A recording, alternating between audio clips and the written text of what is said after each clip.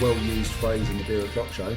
It's definitely Belgian-y on the nose. It's Belgian-y on the nose and it's really Belgian-y in the mouth as well, isn't it? That is Belgian through and through, that one. So this is part of the Northern Monk Trilogy series. We're going to drink all three of them this week, but we decided to start off with Yeast, which is a 9% triple, which was a collaboration with Cigar City from the US, who I got to visit earlier on in the year. It's, as I say, it's part of the Northern Monk Trilogy series for this year, where they're focusing 3 beers each on one characteristic, one of the ingredients of the beer. So we're starting off with Yeast, and it kind of lends itself to a trilogy of shows that we're going to be doing. So we're going all sci-fi. We are going all sci-fi. It's all about the trilogy because we're building up to the new Star Wars release as well, and obviously one of the most famous trilogies in history. Yes. So yeah, not the prequels then. Not the prequels. I didn't even realise there were prequels to Star Wars. I thought it's just those 3, and then there was that really good one last year. But yeah, so we're going to be doing a few shows that are essentially our vocal version of the Golden Pints. Yep.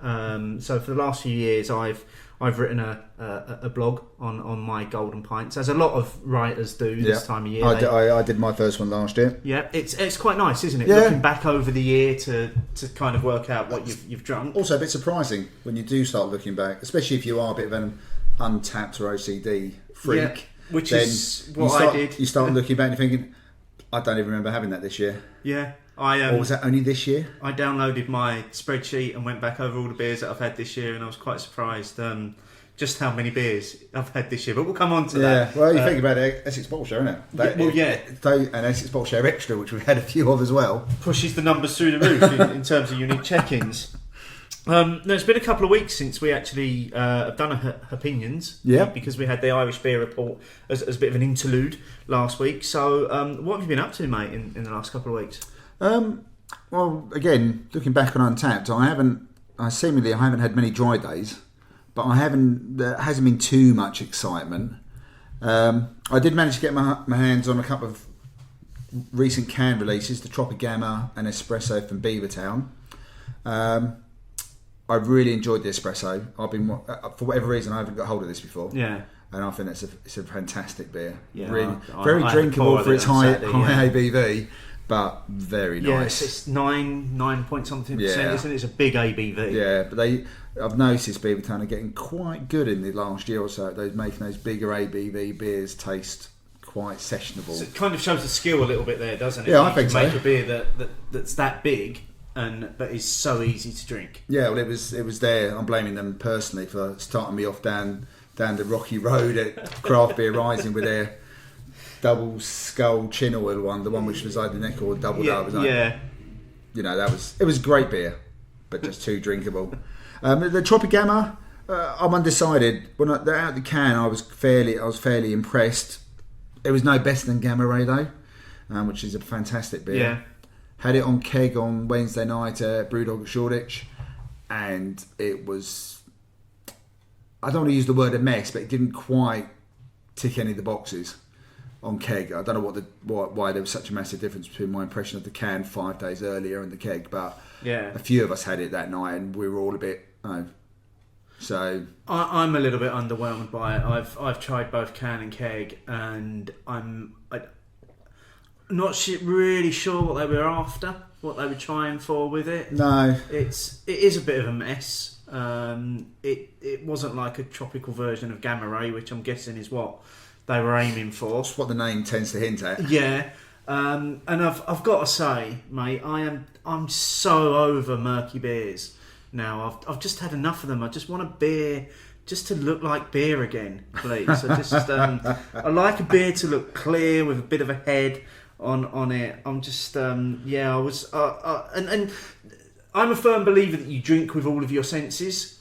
So if there's something off on the aroma, which I think there was, because there was a little bit of a little bit of a stale fruit on the aroma for me.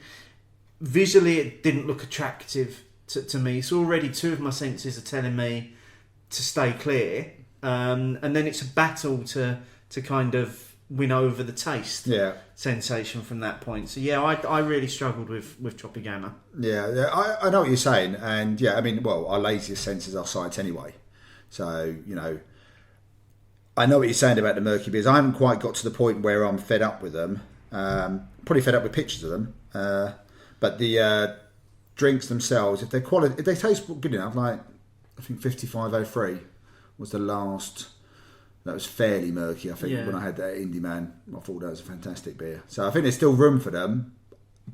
But yeah, the Choppy Gamma, maybe if they try it again, it might work the way they wanted it to. So for whatever reason, I'm not quite sure it's hit the mark. Yeah, I think it was a to commemorate, what was it, their 1000th brew on that kit, wasn't it? Or, there was some reason for doing it. Yeah. So I'm not sure if we will see it again or if they'll bring it back as a special. Yeah. But I wouldn't mind if they did, because you know, if they got the chance to tweak it, it may come out really good. I mean, it could be the perfect summer drink. Yeah, that could, if they nail those fruit flavours and they really bring those through, that could be an incredible beer to be drinking in the summer. Not often I say, "Oh," when I'm having a Beavertown beer. Yeah, it's in fact that's probably rare, very very yeah, rare. Yeah. But on Wednesday, I was lucky enough with a few other bloggers and podcasters to get invited to the much hyped Goose Island Bourbon County Stout release for 2016.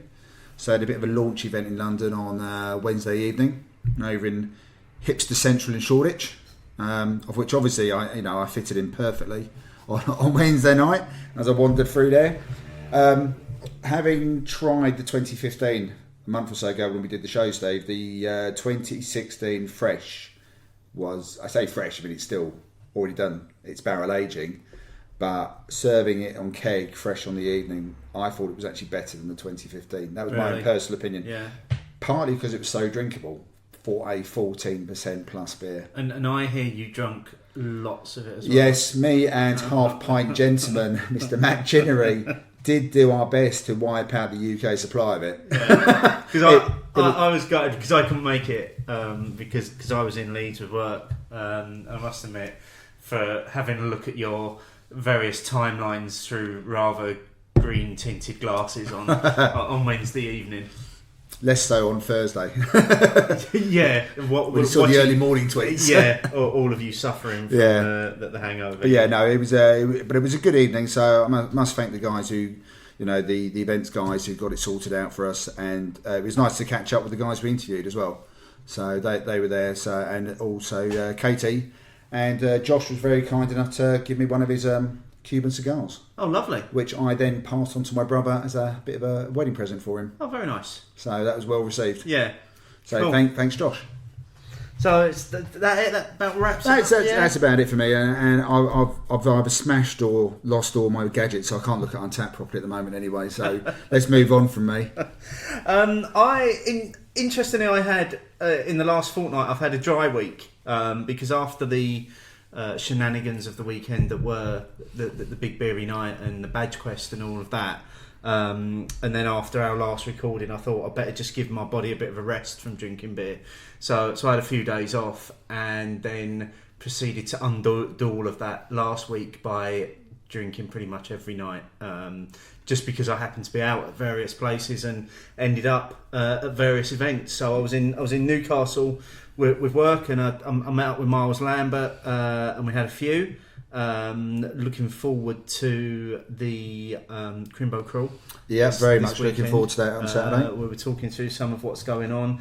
A couple of highlights from Newcastle were a beer called Morning Wood, which was one of the Brewdog collab beers. So it was the Brewdog Newcastle with Almasty Brewing Co. Morning Wood. Yeah. Dodgy title. I know. Very dodgy title. There's a second version of it called Morning Glory as well. They're both on Untapped. Not quite sure which one it was. But so the Morning Wood, it was a brown ale, which is obviously traditional for Newcastle. But what they had done is they had brought a third collaborator in on it as well. So they brought Modern Times in from the States, who do a range of great beers in cans as well. Yeah, I think I've had a couple of their darker beers as well. And they're nice. They do a great coffee beer. Yeah. But they also do coffee roasting. So they used Modern Times coffee in this beer. So it was basically a coffee brown ale, and it was absolutely stunning. You could have done with one of those when you were trying to do your badge quest. Absolutely, that would have ticked so many boxes. Yeah. I then had 3,000 Giles from Home, which was a Wylam beer, which was just the most incredible porter. It was on cask at a place called the Crown Posada, which is like a pub that's like stepping back in time in Newcastle. That was really cool. Then I found myself in Leeds the following evening. Was going to have a quiet night, chatting to Rich from Little Leeds Beer House. Said, there's a Lost and Grounded takeover at Friends of Ham, do you want to come? Many beers later, there I was in Friends of Ham, finishing all the Lost and Grounded beers and then drinking pints of Common Grounds by Magic Rock on cask, which was, I've got to say, if you've never had that beer on cask, search it out, because it is the most velvety smooth coffee experience that you're ever going to get in a glass. And you were having it in the right place. And I was having it in the right place as well. And then while you was enjoying Goose Island, I consoled myself by going over to the Magic Rock tap room in Huddersfield on the night that not having had enough Magic Rock the night before. Not having had enough the night before, but luckily enough, it just coincided with them releasing the new Big Lads, the two big cans.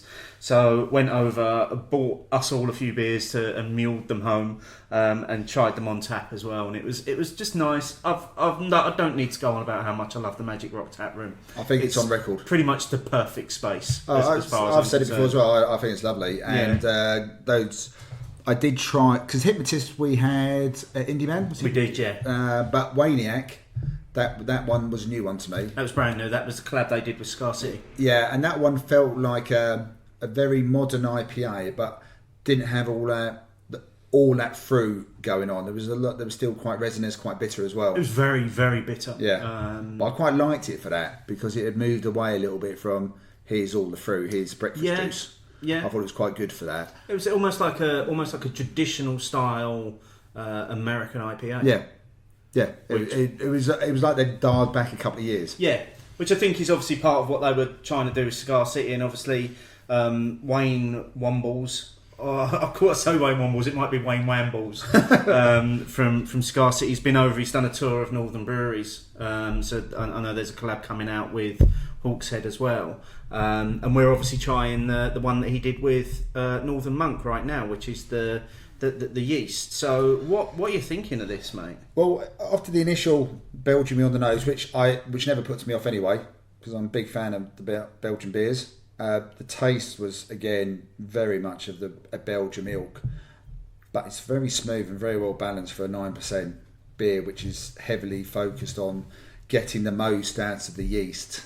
I thought at the start we might have to sip these, and I'm sipping it to make sure it lasts rather than anything else. Could easily down this one. So that's really interesting. So I'm really struggling with it. But we're at a different place probably in Belgium as well. Yeah, I find the finish quite harsh and quite bitter, rather than soft and smooth. I'm getting the yeast flavours. Yeah. You're getting those up front the minute you take your first sip of it. It's coming through. But I'm finding the finish just a little bit too bitter for my liking. Okay. No, for me, I think this would sit quite comfortably along some of the best Belgian beers.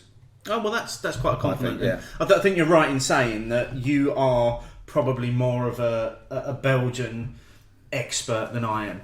It's just a number of trips I've done for whatever reason, whether for work or pleasure, or by accident, like I was this weekend. Yeah. But I've always had a big love for them. So a bit like or Matt Chinnery, we're both big Belgian beer fans. Yeah. I don't think you've actually been, have you?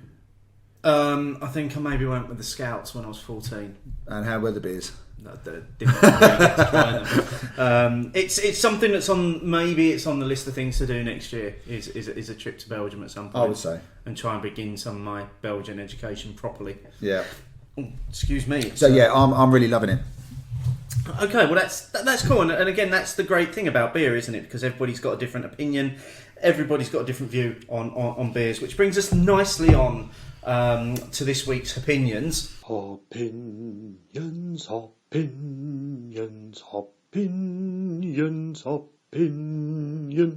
Which is, as I say, part one of our trilogy in terms of the Golden Pints this year. So the question that we asked Twitter was, can you name your beer of 2016?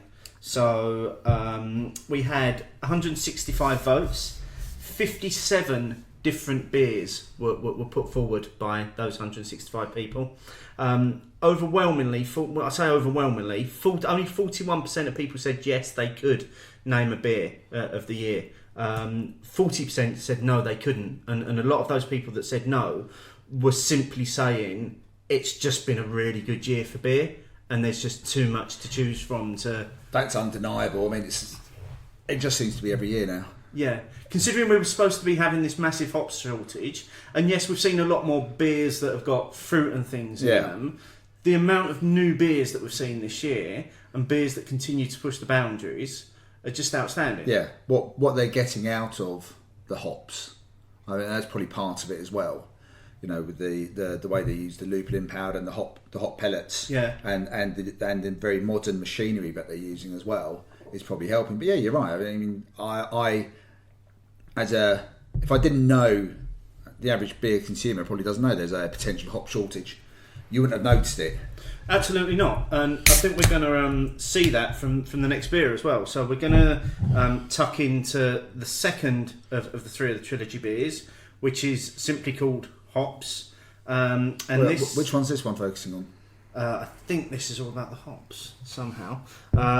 This was done as a collab with Epic from New Zealand, who again you can smell it from here, are renowned for their use of hops.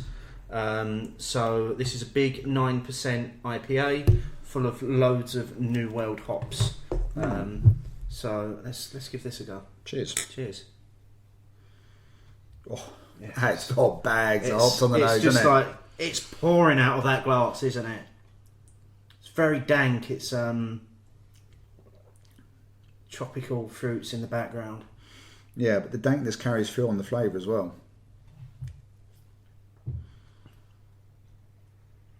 Oh, I like that. So that's beautifully bitter. Yeah, that is lovely finish. Yeah. Ooh. Now I'm going to have to exercise some restraint to sip that one. Right. Otherwise, that's going to fly away. Back into opinions then. Yeah. So I'm just going to give, before we go into our beers, I'm going to go with what the listeners went with as well, just to give people a view. So we had probably one overwhelming winner in terms of the amount of mentions that people gave it, and that was the collab between Cloudwater, Magic Rock and JW Lee's The Threes Company IPA. So just go down the list of people that mentioned that. Steve Lamond at Beers I've Known, your better half Michelle Daniels mentioned it, Luke McGlynn, Phil Elliott, JJ Beeson, Jay at Stricker 66 and James at Gammon Baron all said that was their beer of the year. Other beers that got multiple mentions were Marbles, Howgate and Kemp, Track Brewing's Double Sonoma, and the Buxton and Omnipollo Ice Cream Pale Ale collab as well. Will just mentioned that Miles Lambert also said that for him it was Almasty Brew Co. Bourbon Barrel Aged Imperial Stout for a million different reasons. And obviously one of those reasons was it was one of the last beers that we featured on the old Beer O'Clock show with Miles. There were also lots and lots of mentions for Odyssey Brewing Co. as well in terms of different beers that they've done. There wasn't a single one of their beers that stood out, just them as a new brewery. So that was kind of the UK stuff, and then there were quite a few international ones as well. So we had Omnipollo's Anagram Blueberry Cheesecake Stout and Lervig's Sipping Into Darkness were the most popular two international beers. Which brings us nicely into our beers of the year. So there are...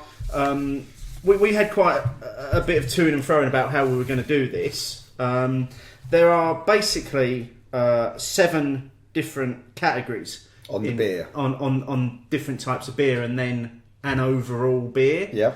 And in the past, I've always done it that, and it might be because I've just got this OCD tendency about me. My beer of the year has to have won one of the previous categories. So it can't just be a random beer that I think is the best beer if it hasn't won. If you haven't mentioned it, one of the other categories. If it hasn't got through the qualifier. Which, to be fair, will become apparent from the headers for the categories anyway. Yeah. So should we start going through those? Yeah. See what ours are, and then we'll see what we come to as beer of the year. Sounds like a good plan. First one, best UK cask beer. Which, considering my views on cask, it'll be interesting if I can find anything. Have you written anything down? I have. I've got two for this. Ghost Ship by Adnams for me. Oh, good shout. I didn't even think of that. It's especially when again, this is you can have the variances on cask beer, but living where I do in North Essex and having had a few trips in the last year to Southwold as well, Ghost Ship is a go-to for me these days if I see it on, and I'm rarely disappointed, and if I am, I'm very sad about it because I'm thinking this is a beer wasted when you've got this one wrong. Yeah, it just stands out a mile. 4.5% pale ale, suits you in respect to what you said earlier. It always looks good in the glass as well. Mm-hmm. Bags of flavour, bags of bitterness, nice little bit of dryness as well. Yeah. I think it's fantastic. That's a great shout, mate. I can't believe I didn't think of Ghost Ship. I've got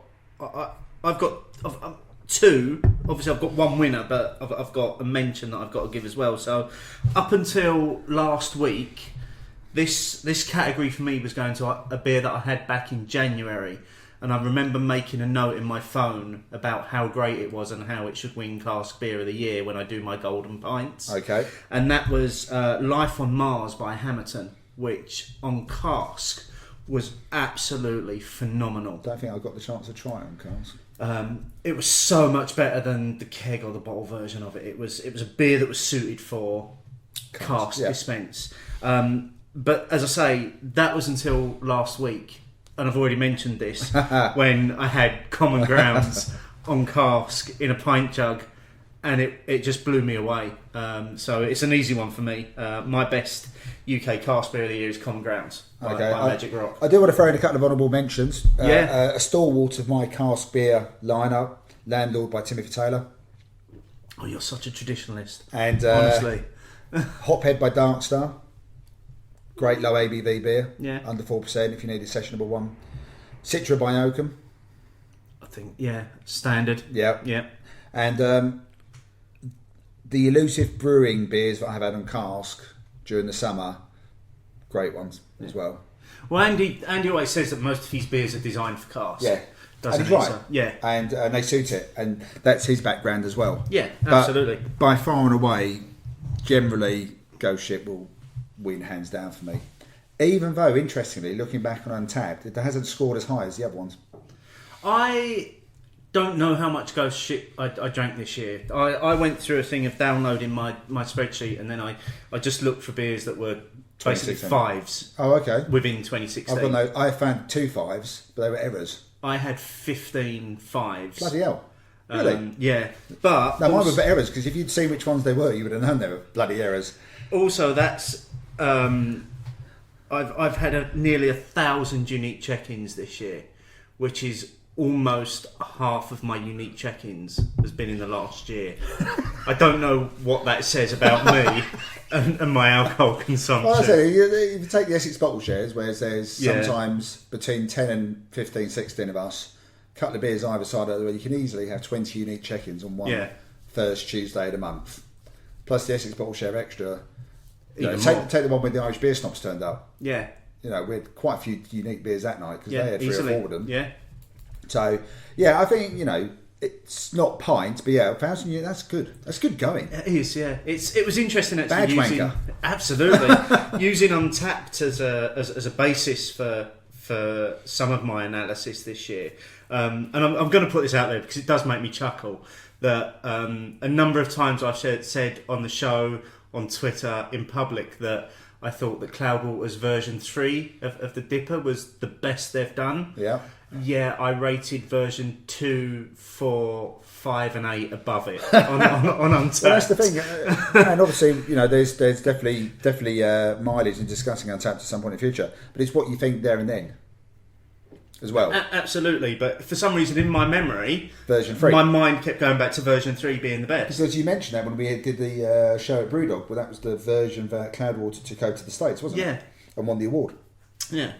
So, which brings us nicely on to the next category, Evil Keg Filth. Best UK keg beer of 2016. For me, it's not a 2016 beer, but it's one that I've discovered on keg a lot more than I used to. It's Neckord by Beavertown. Oh, okay. Because it's now available. We had a great pint of that last week. It's in Fuller's pubs as well. So the Fuller's pubs, which have sort of been revamped and refurbished recently. There's one near Liverpool Street, which used to be called the Shooting Stars, now the Astronomist.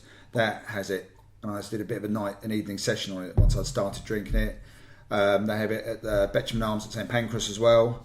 So now, and also, it's a genuinely good beer, even out of the can. But pints of it, I have to admit, once I start on it, thinking, might as well just stay in it. It's a session beer anyway. That's what it's there for. So drinkable, yeah. So yeah, that one. And the only other one I sort of came up with that sort of really struck me, because I think the problem is with keg beer, cask beer I tend to go back to a lot of the old favourites or the ones that I know and trust. With keg beer, if I'm in a place which is keg heavy, craft orientated, I tend to flit around between the new taps that I haven't had. One which I discovered recently when I did the Sam Brooks tour was their IPA. Oh yeah, okay. You mentioned that, didn't you? Yeah. It comes in at just over 6%. It's quite punchy. It's more English than a lot of modern IPAs, but it still has enough of the fruit and the dryness and the bitterness for you to say, actually, do you know what? This is still in an English IPA, which is what they were going for, and I think they nailed it. So for me, it's Neckord with an honourable mention to IPA by Sam Brooks. Good shout. I struggled with this one. I really did, and I think that's because a lot of the new beers that I drink tend to be in a bottle or can at home, and generally if I'm out somewhere and that there are kegs on, I tend to go for beers I've had before unless I'm at a festival when I'm there specifically to try new beers. So looking back through things, the one that really stood out for me, and it was probably quite a late entrant to this, was the Brew by Numbers 2103, which we had at Indie Man, which was like I didn't have that. That's a lot lower than the 5503. Yeah, it was like a session pale ale or something like that, and it was absolutely banging. It was like drinking like fruit juice. It was just so drinkable. It didn't have any sort of... Honestly, if you didn't know you was drinking beer, you probably would have thought you were drinking fruit juice. It was everyone else I know who had it on the day said exactly the same thing. So good. So for me, it's that, and it's a bit left field. That's come out of nowhere, and I've surprised myself with that one because I almost went back to my default, and I was just going to probably for the third year in a row give it to Cannonball. But at some point, I've got to stop. Cannonball's been usurped. It has, but in terms of this, a new beer for this year, which was I tried to kind of default to that. Definitely 2103 by Brew by Numbers for me. Yeah, I think the pale ales and because Brew by Numbers are often known for doing some weird and wonderful things. Yeah. They did very well. But some of their pale ales and IPAs and dippers have been fantastic. Absolutely, yeah. They really are very good. And again, a bit like a few of the others, sometimes you don't hear so much about them. Yeah. But then they bang out a beer or two beers. They're brilliant. Yeah. Straight away. Yeah. So yeah, I wouldn't disagree with that choice. Like I said, a lot of other people said the same thing. Mm-hmm. Okay, so next one's the best UK bottled beer. Now, this was one that I could have gone on about all day long. Written reams of the stuff. Easily could have gone on. Well, it's not surprising. Like I said the bottle share. We generally do bring bottles rather than cans. We do. The cans have only made a few appearances. Yeah, but partly because you need more of the cans to share out. We tend to do like the 750s or the 660 bombers. So it's not a surprise. You probably find that you've actually just checked in more unique bottles anyway. More bottles, yeah. So what did you narrow it down to?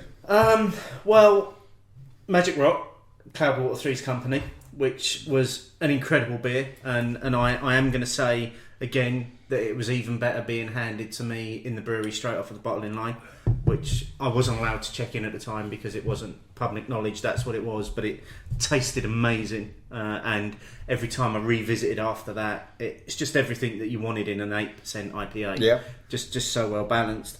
So I had that, and then I had the whole of the Buxton Belgian range, which the Belgian series. Yeah, I'd forgotten about that. Which was quite a surprise for me because, as we just established earlier on, I'm not a fan of Belgian beers, but yeah, I can. Having done that night where I worked my way through the series in numerical order, having a massive headache the next morning, but remembering how good all those beers tasted, presented like that.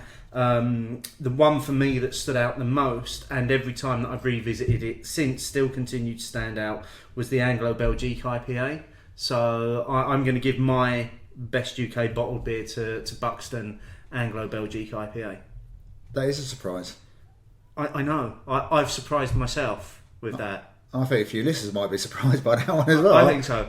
I imagine it because everyone's probably sitting there screaming Cloudwater Dipper. Yeah, aren't they? And you've gone for an Anglo-Belgique IPA. Okay, I know. I mean, it's a very good beer, but I'm surprised. Changing. You are changing. You're changed, Steve. You're changing. What about you, mate? Well, I'm going to give my honourable mentions first of all. I was a latecomer to the Unhuman Cannonball series. My first one was last year. I had this year's one, and I thought that was singing compared to last year. I enjoyed last year's, and even when I checked it in, I wrote that. But this year's, I thought was banging straight away. I thought it was really nice. I think I mentioned in my check-in that it was the best it's ever been this year. I've only got 2015 to base it on, but that one, the Brewdog Born to Die, the last release, the 4/11/2016.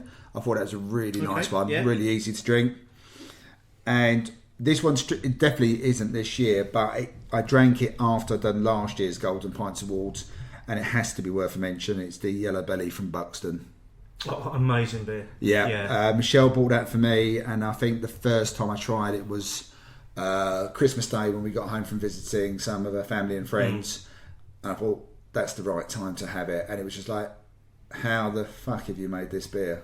And just been re-released again for this year. Yeah, recently. But how do you get all those flavours in it without just dunking a Mars bar and some or Mars bar and a marathon stickers? Sorry, into it's going back some marathons. I know. See, look back, I've gone too far.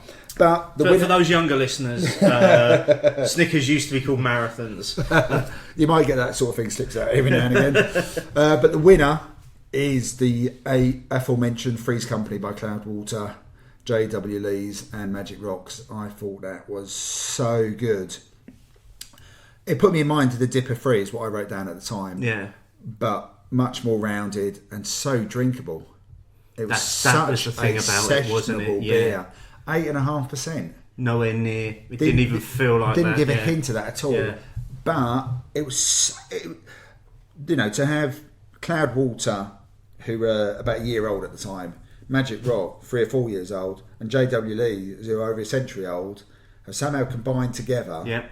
And so they've all brought something to the party, obviously.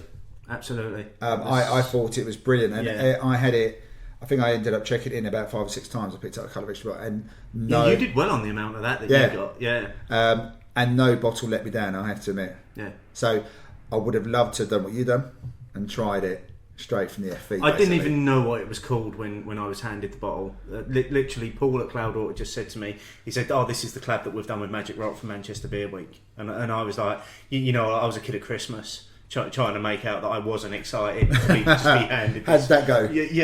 Well, I drank it slowly because it was in the morning when he handed it to me. Okay, so next category is the best UK canned beer, or maybe we need to rename this category the best UK train beer, which is what canned beers seem to now be. I think for me, I'm going to give probably honourable mentions to everything that Magic Rock put in a can.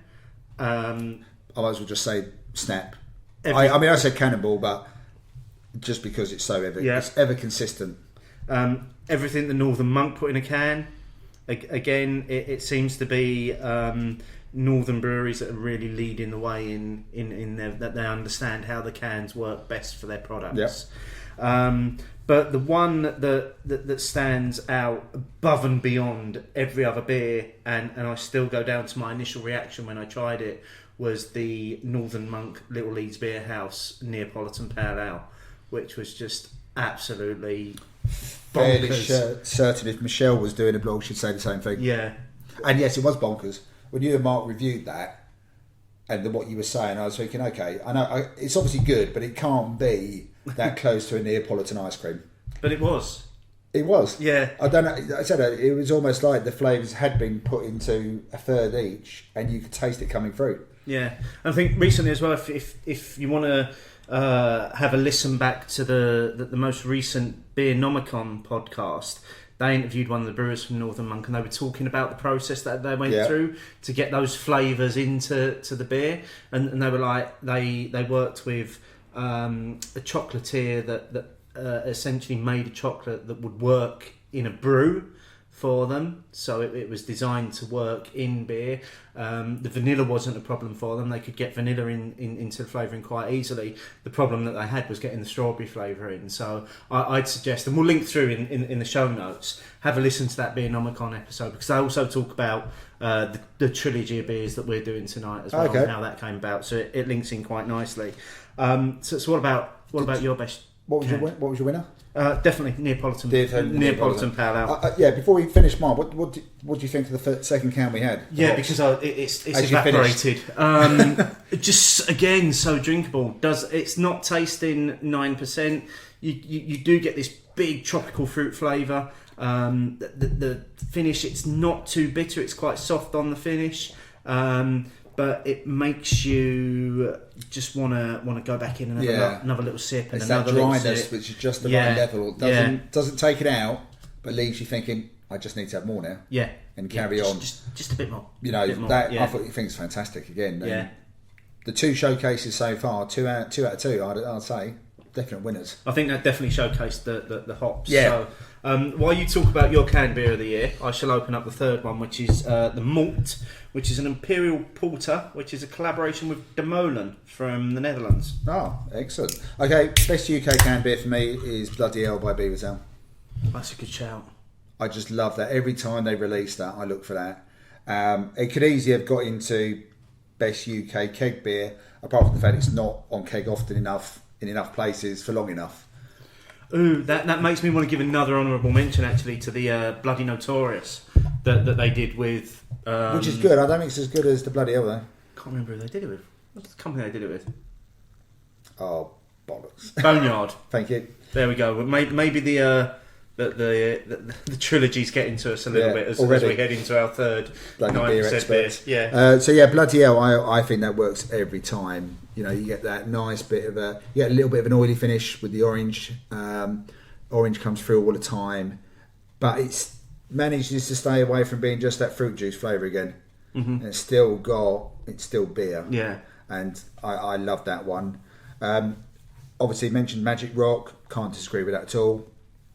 Dead Pony Club by Brewdog, I think it's still one of the best low ABV canned beers around by far. Yeah.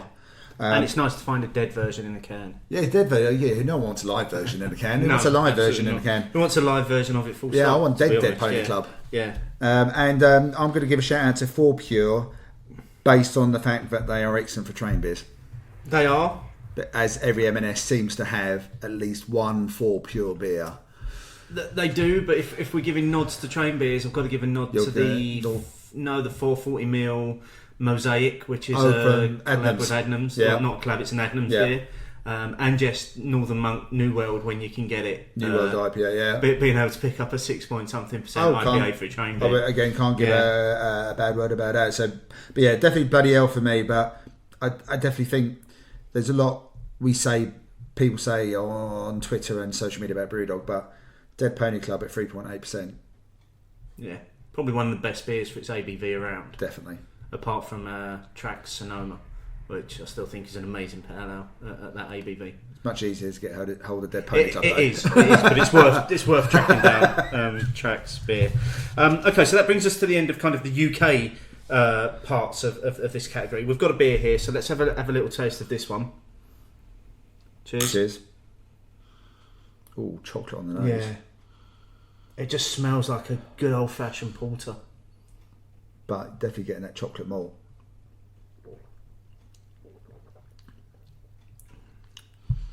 Oh, yeah, that's good. We're sitting near what used to be a fireplace. That fireplace could be on now with that beer. Well, it's really kind of dry. There's a little bit of smoke in there, an underlying chocolate. Yeah, to it. smokiness. That's a good shout. Actually, that comes through right at the end, doesn't it? Yeah, I mean that one is a real sipper, and that should get us through the remaining. Excellent. So we're going overseas now for the last three. So best overseas draft. What have you got? Sierra Nevada Pale Ale. Oh, incredible shout. It's on in a lot of places. In a lot of Fuller's bars. Yeah. Yeah. And again in London, which is where I do lots of my drinking for work. But also I have a few friends who I catch up on a fairly regular basis. We go to All Bar One. Yeah. And they have Sierra Nevada Pale Ale in there. So I just go for it straight away. It's like a watering hole in a desert. Yeah. It's the only beer I've listed. There's not even an honourable mention. Okay.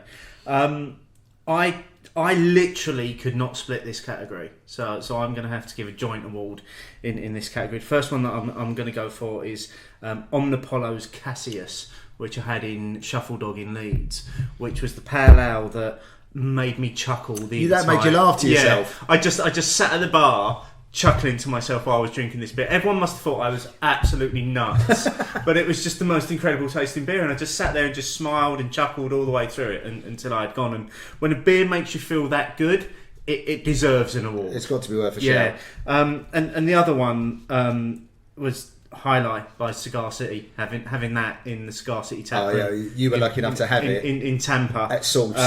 I cannot split those two, so I have to give a joint award in this category this year to those, which brings us on nicely to best overseas bottled or canned beer. What have you got? I'm going to go with my honourable mentions. The Jai Alai by Cigar City, but you very kindly muled over from Florida, so I didn't get obviously tap room, but fresh canned, and I thought that was fantastic. I have had it on keg before. And there was a noticeable difference between, which I thought was excellent then, but the fresh can, I thought was excellent. That was brilliant. All those flavours were coming flooding out. They were. Yeah. And this is a beer which, again, I doubt very much is actually a 2016 beer per se, but it's the one which you're going to hate me for mentioning it again. It's the one which Justin brought along to the bottle share. Shut up. Honestly. You lot keep going on about how fantastic this fucking beer was. Just because I missed the bottle share, all right? The Le Brewery Curve, the bourbon barrel aged 16.2%. Which again, I will say again, which I just wrote on Untapped. Justin killed the bottle share. It was just absolutely fantastic. However, a bit like your recent Common Grounds one, I'm actually going to give it to the Bourbon County Brand Stout 2016. Oh, wow. Okay. Sneaking in from the left field. Yeah, just because I think for a 14.5% dark beer, to be that fresh, like I said, obviously it's done its barrel aging, but it hadn't done any other aging in the bottle. This is in the keg. It was banging. Yeah. I mean, yes, me and Matt maybe could have exercised a tad more control. I reckon so. But the quality of it and the drinkability of it for that kind of strength beer was just absolutely brilliant. So that is my best overseas bottled canned beer, because although I didn't have it out of the bottle, it's going to end up in it. Yeah, no, that's a fair shout, I reckon, because that's how most those that have been able to get hold of a bottle of it will be able to try it. Yeah. Very simple one. This for me, Invasion by Cigar City. Oh, again, we tried it on the can. The pale ale. You had it at the tap room, didn't you? I arrived in Florida after a 14-hour journey from the UK. That was the first beer I took out of a fridge in the supermarket, opened and poured into my face, and it was amazing. Can you imagine getting just going to the supermarket, and to think you were a bit worried about what supermarket beers you were going to... Yeah, and there I was. I found all the Cigar City beers, and Invasion for me was absolutely stunning. Yeah, I can't describe. I thought that was excellent, that beer. So, final one before the best overall beer. Yep. So, best, beer of the year. We've got the best collaboration brew. I mean, there have been, again... It's been a bit of a year collapse, hasn't it? It's been a year of the collabs. And there's been some lows as well as highs, though. There aren't always... I'm going to say probably one of the ones that didn't end up being what it was intended was the Cloudwater JW Lee's beer that they produced for the Manchester Beer Week. Was that like the launch beer? Yeah, it was supposed to be kind of a traditional take on a best... or a modern take on a traditional best bitter, and it didn't really work for me. And I tried it on both cask and keg. There have been lots. I mean, the 3 beers that we've drunk this evening are all collab beers. So straight away, I'm going to throw the Hops by Northern Monk and Epic in there as an honourable mention because that was stunning. Yeah, that was very amazing, drinkable. I'm also going to throw Common Grounds in as an honourable mention because it's a collab with a coffee roaster. Oh yeah, that's a tenuous link, but I'm You're going to stick with it, are you? I'm sticking. You can still use the word brew, and that's the header is best collaboration brew. Yep, I'm sticking with that. But the one for me, and this for me, it's winning for the second year in a row because this one for me last year was the rebrew of the Buxton Omnipello Ice Cream Pale Ale, which I've had a few times this year. And which still remains one of the most amazing beers you're ever likely to drink. Is that the one they actually do with? You can have with ice cream? You can have a soft scoop pour on the top of it. Yeah. That's the one they were doing at London Craft Beer Festival. Yeah. So that was an easy one for me. So it's a Buxton on Apollo on that one. Okay, for me, Freeze Company by Cloudwater. I should probably have given that an honourable mention as well. He's the winner of the best collaboration brew for me. Again, for all the reasons I've already mentioned. Honourable mention goes to Tropic Blunder by Buxton and Beerbods. Oh, okay, that was the pineapple. Yeah, and I thought that was absolutely fantastic. Probably my Beerbods beer of the year as well. If I was asked which one, that one just stood out for me completely. So, whoever came up with that as an idea got it right because the pineapple was so well balanced against the beer. It wasn't just all about pineapple because it's not one of my favourite fruits. But there was just the right amount in there. It came in under 6%, so it wasn't like it was a real big banging beer. That was really fantastic, that one. I think I tried that in the Buxton tap. Yeah, I think you did, because when I said I was having it as part of the beer bods, I think you said you'd had it at the tap room. Yeah, I think they had it on there a few weeks before. Fuck you, Steve. I have to wait for a bottle, and you just had it at the tap room. Yeah, well, it's Buxton's beer. They can put it on in their tap room whenever they want, can't they? So yeah, that was my one, but Freeze Company Cloudwater still wins that one. Okay, so... taking all what we've just discussed into consideration, beer of 2016, I think I've got a slight inkling what yours is.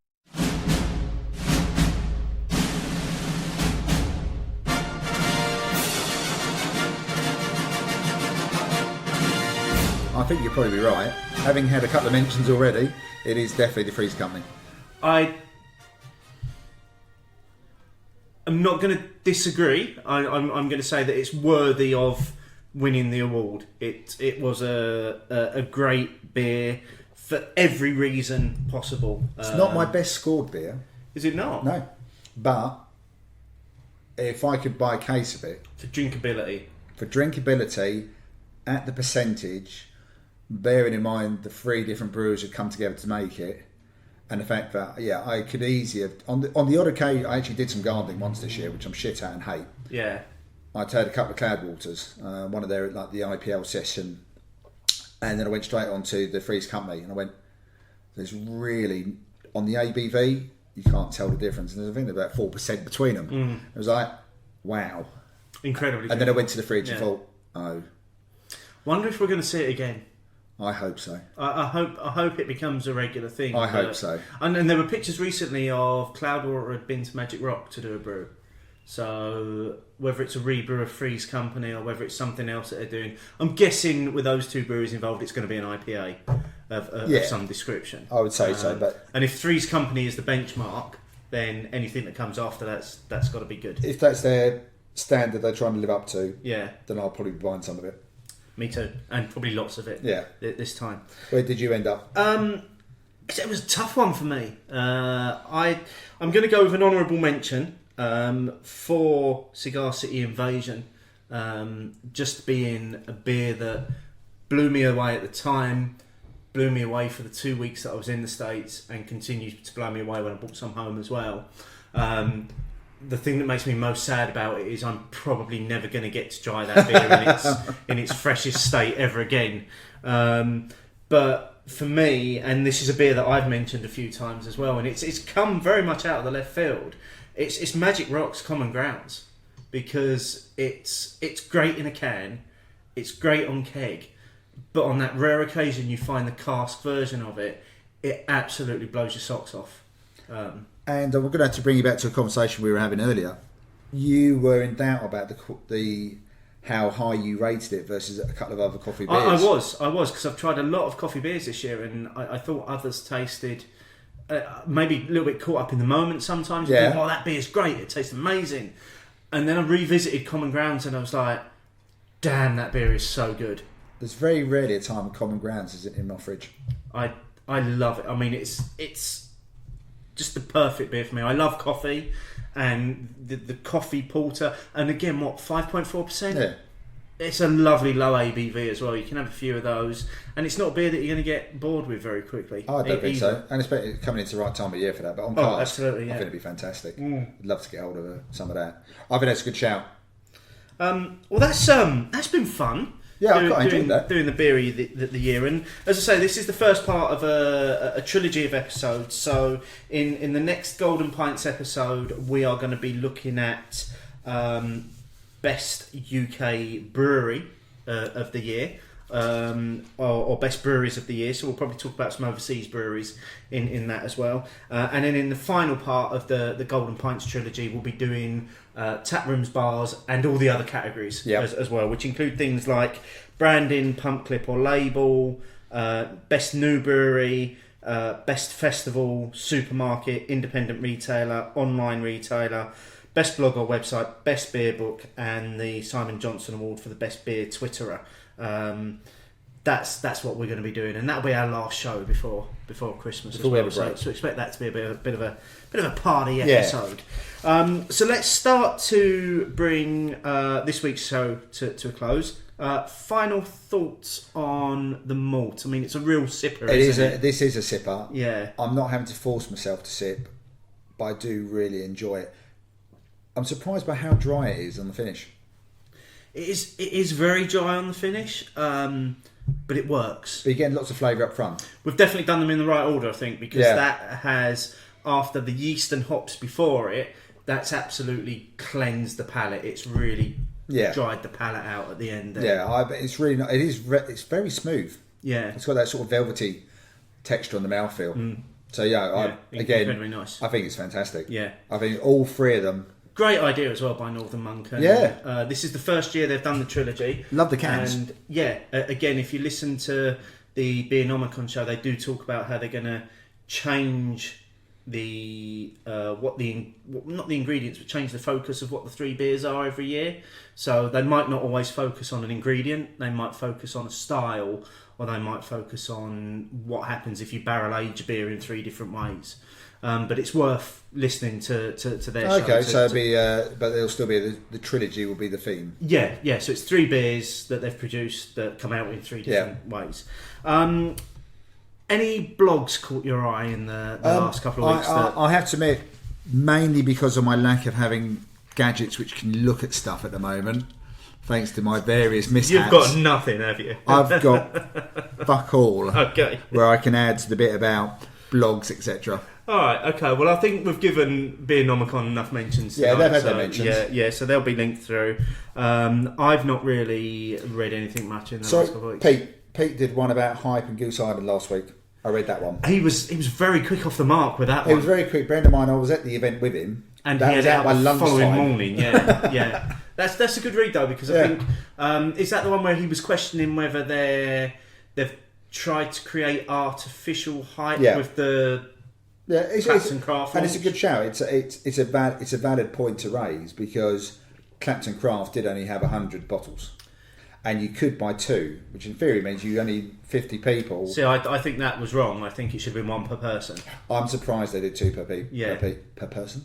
Because it means only 50 people got to taste it, and I think was it possibly Pete that raised the question of how many of those second bottles have ended up going on eBay or being sold on for an inflated price. Yeah, potentially that could have happened. But yeah, I did read that one. But again, thanks to Pete for producing a short one, which I could read on my shitty work mobile. I love Pete's short blogs, and probably a spoiler alert for a future Golden Pints episode there that maybe Pete might be getting a mention. We're going to mention him again. I know he's loving it. Him and Mark Johnson at the moment. It's competition. They love being mentioned on the podcast. Who's won the Prizeless Prize, mate? Well, it's actually it's linked to the bit of the Goose Island. Andrew Henderson on Instagram, who goes under Henderslam, had a bit of a very nice Friday night actually. He had a vintage ale from Fuller's 2006, a 2009, followed up with a Bourbon County 2015 and 2016. That's an amazing evening. Yes. Where was our invites? Well, yeah, I was going to say where was our invites. But yeah, so he's got a picture of all 4 bottles lined up, and I'm thinking, yeah. That's a pretty impressive picture, actually, sitting here looking at it now. But I have got a runner-up who deserves to quote the phrase, an honourable mention. Gammon Barron decided he couldn't wait to listen to the show, and had done the trilogy himself already, and took a very, very nice picture of all 3 lined up, malt, hops and yeast, with a glass full of presumably the hops behind it. Yeah, that looks like the hops. So that's the runner-up. But yeah, congratulations to Henderson.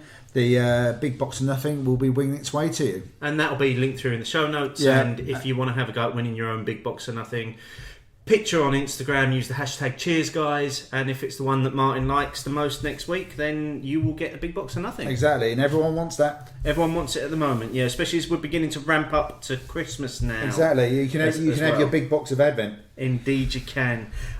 So make sure to carry on getting involved in the discussion. We've shared our thoughts in terms of what we think are the best beers this year. That's part of our Golden Pints. We'd love to know what you guys think. Let us know on Twitter. You know where we are. You know where we are on Facebook. Send us some sort of message and let us know what you think your beers of the year are. Or why not write your own Golden Pints post and let us know where it is as well. And maybe we'll do a bit of a summary of those towards the that'd be quite good actually. End of the year, yeah. Next week we are going to do a show which was based on last weekend's poll about train beers. We're going to try to do a show about train beers, drinking beers on a train. So we are recording a podcast on the way up to the Crimbo Crawl this weekend. To be fair, if it was Greater Anglia, that'd be really easy because they stop for so long. We'd have ages. We'd have ages to do it. Yeah. Well, we've got 3 hours on the trip to Newcastle. I think we might be able to get something done. We might have a couple of guests on with us as well next week as well. But we don't know what we're going to be drinking, but we do know what we're going to be talking about. Yeah, so it's all about the train beers. Yeah, all about the train beers. So you've still got time to let us know what your thoughts are about train beers as well. Just tweet us, use the hashtag Hopinions. And until next time, cheers folks. Cheers.